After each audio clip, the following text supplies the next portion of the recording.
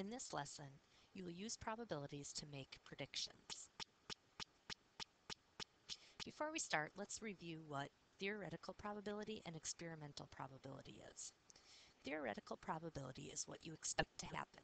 It's the number of favorable outcomes out of the total number of possible outcomes. For example, if you are rolling a number cube, the probability of rolling a 5 is 1/6 because there's 1/5 out of 6 possible outcomes.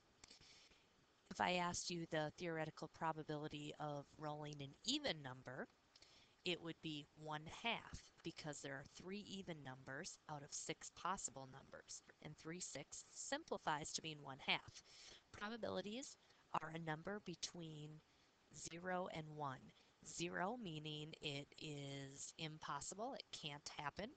Like the probability of rolling a 7 on a regular number cube is 0, it's impossible. And 1, probability of 1 is absolutely certain because, for example, when you flip a coin, what's the probability that you will get a head or a tail? Well, that's 100% or 1. So again, probability is a number from 0 to 1, and it can be expressed as a fraction, a decimal, or a percent. Now, experimental probability is what actually happens when you conduct an experiment or give a survey. It's the number of favorable outcomes out of the number of trials.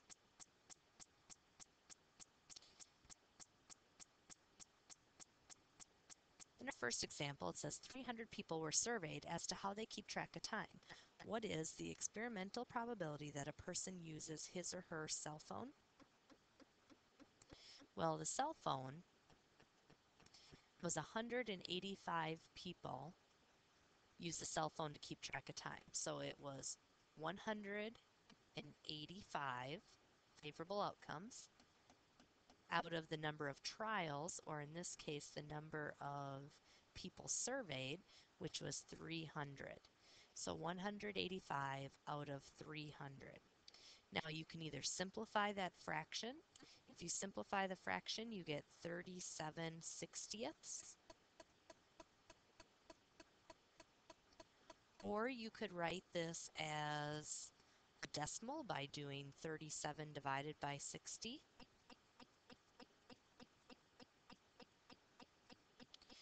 Which is equal to 0.616, and then the 6 repeats.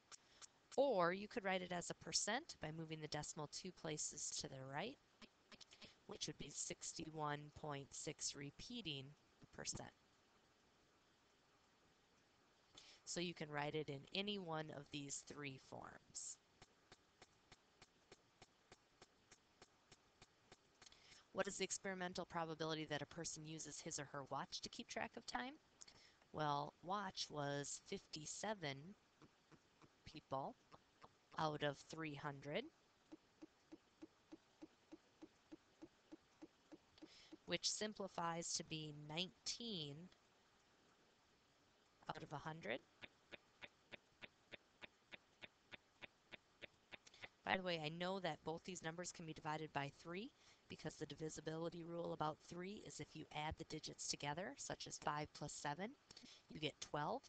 If 12 is divisible by 3, 57 is divisible by 3. That's a little helpful hint. Or you can write this as a decimal by doing 19 divided by 100, or you just probably know that 19/100ths looks like this as a decimal. And then as a percent, you'd move the decimal 2 to the right, so it would be 19%. So again, you can write the probability as a fraction, as a decimal, or a percent. Now we're going to use those probabilities to help make predictions. At a plant that manufactures light bulbs, an inspector finds that the probability that a light bulb is not defective, meaning it actually works, is 8/11ths. Is this probability experimental or theoretical? Well, it's experimental because they actually found that 8 out of 11 are not defective. If the company wants to have 10,000 non-defective light bulbs, how many light bulbs will they need to make? Well, 8 are not defective out of 11. So if we want to have 10,000 that are not defective, I'm going to write a proportion and I'm going to put the 10,000 on the top because we want 10,000 that are not defective out of X total that they need to make. So now you will go ahead and solve the proportion. 8x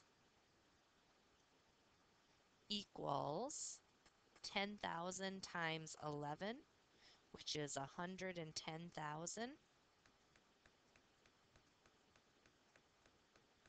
Now divide both sides by 8. X equals 13,750 light bulbs.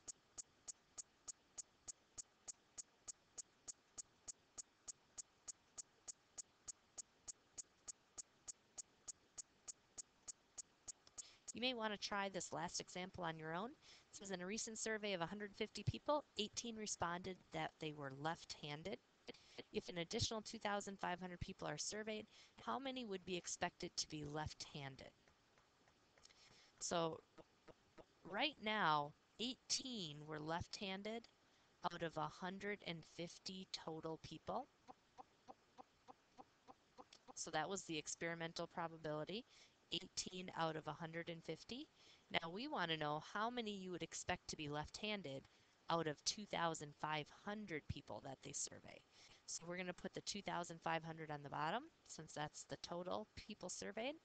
And then we want to know how many left-handed people we would expect to find in that group. Now go ahead and solve the proportion. 150x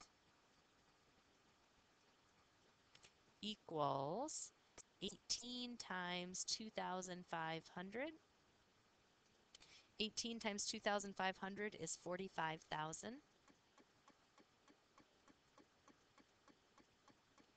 Divide both sides by 150. And you get x equals 300. You would expect to have 300 left-handed people.